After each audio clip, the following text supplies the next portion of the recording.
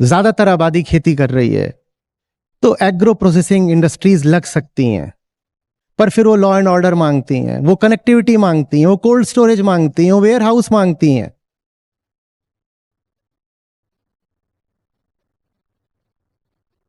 ये बात होनी चाहिए ना कि ये सब हम गांव गांव में बनवाएंगे। कोई दिख रहा है ये सब बातें करता हुआ? दिख रहा है? जो फसलें पैदा की जा रही हैं वो वहां पैदा होनी ही नहीं चाहिए, पर किसानों को इतनी शिक्षा नहीं है कि वो जान पाए कि सही फसल कौन सी है जिसके उनको सही दाम मिल सकते हैं, जिसकी भारत के ही बाजारों में नहीं दुनिया के बाजारों में मांग है, जो निर्यात भी हो सकता है। ये बताने वाला कोई नहीं है।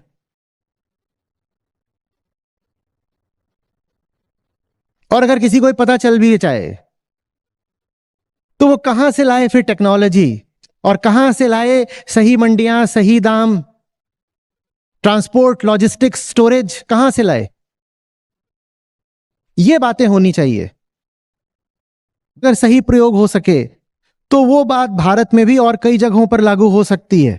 बहुत तेजी के साथ मात्र इन राज्यों का ही नहीं, पूरे देश का स्तर उठ सकता है। पर कोई नेता है जो ये बातें कर रहा हो?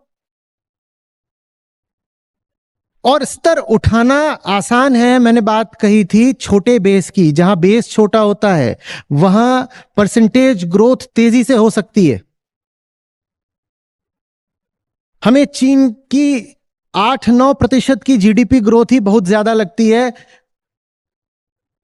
बिना पर्यावरण को बर्बाद करे भारत 9-10% भी आसानी से हासिल कर सकता था, पर वैसे नहीं जैसे हम हैं। हम जैसे हमारे लिए तो 6-7% ही बहुत है, और 6-7% कुछ नहीं है। मैं कह रहा हूं पर्यावरण को हानि करे बिना 10%, चीन ने बीच बीच में 10%, 12% भी हासिल करी है।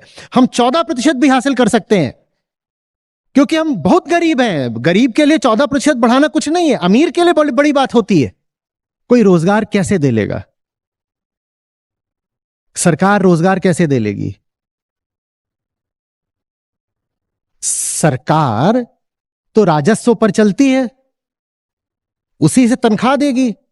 सरकार को भी जो रेवेन्यू आता है टैक्स वगैरह से, उसी से तो देगी तनख्वाह। और टैक्स कौन दे? सरकार नौकरी दे ही नहीं सकती।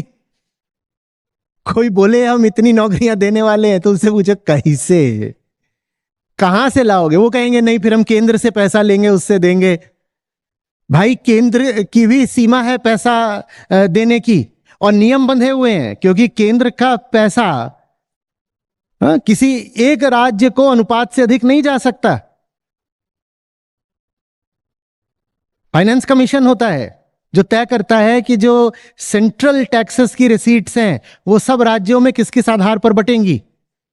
तो आप इमरजेंसी वगैरह दिखा करके या स्पेशल स्टेटस ले करके थोड़ा सा ज्यादा पैसा ले सकते हो, पर बहुत ज्यादा तो नहीं लोगे। जब लोगे नहीं तो रोजगार कैसे दोगे?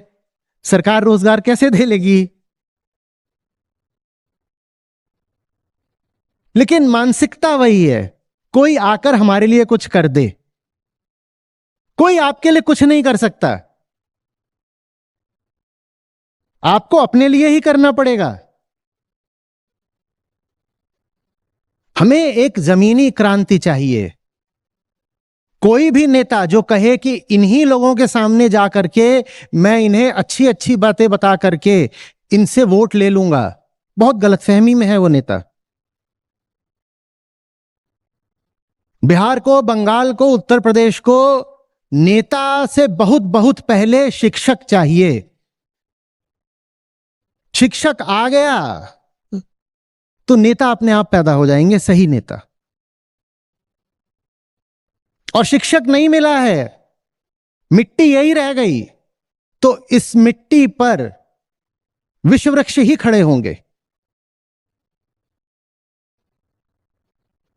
हमें मिट्टी की सफाई करनी है, और ज्ञान की मिट्टी हुआ करती थी कभी ये।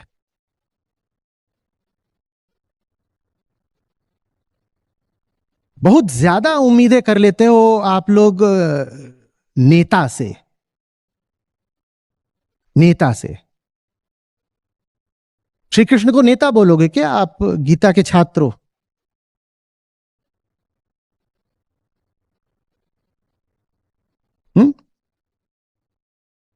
गीता समझा रहे हैं, 1000 नेता उनके पीछे पैदा हो जाएंगे और वो सब काबिल निकलेंगे। हमें एक नई मूल्य व्यवस्था चाहिए, नई और सही। आपकी सड़कें टूटी हुई हैं तो आपके मन में कुछ टूटा हुआ है, कोई बात है?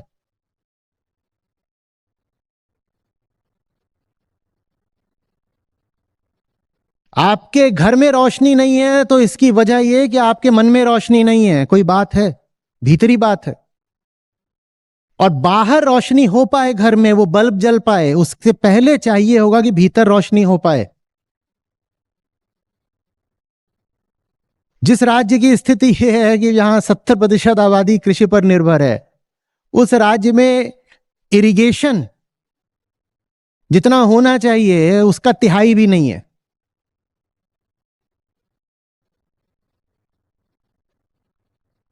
मॉनसून, बाढ़, बाहर अगर बाढ़ है, बाहर अगर खेत खराब हो रहे हैं, फसलें खराब हो रही हैं, तो उसकी वजह भीतरी है। युवा अगर बेकार है, बेरोजगार है, तो उसकी वजह भी भीतरी है। कोई जगह अगर रसातल में धंस रही है तो उसके पीछे कुछ वजहें होती हैं और वो वजहें आंतरिक होती हैं।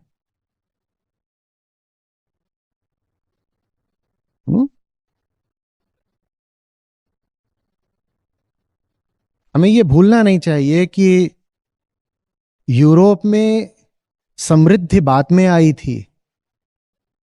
विचार पहले आया था। नहीं तो 15वीं 16वीं शताब्दी तक भी उनकी हालत बहुत खराब थी।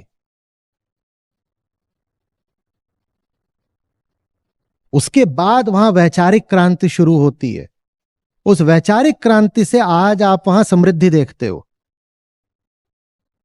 हम चाहते हैं कि बाहरी समृद्धि आ जाए, बाहर हाल बेहतर हो जाए, बिना विचार को बदले। ऐसा नहीं हो पाएगा क्योंकि दुनिया में आज तक कभी ऐसा नहीं हुआ।